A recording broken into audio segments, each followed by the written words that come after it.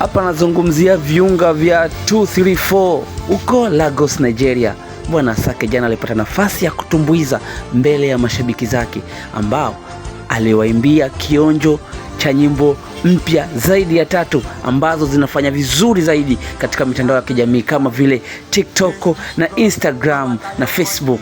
Bwana Asake alianza kusema alhamdulillah katika nyimbo ambayo anamshukuru Mwenyezi Mungu kwa mafanikio ameyapata kupitia musician, lakini vile vile watu walikuwa wanaimba naye mwanzo mwisho, kama vile nyimbo tayari imeshatambulishwa na ipo katika platform zote, lakini ni vionjo tu.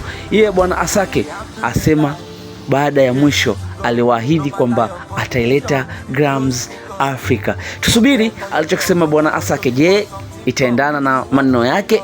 Na je, mziki wa Asake unauangalia vipi?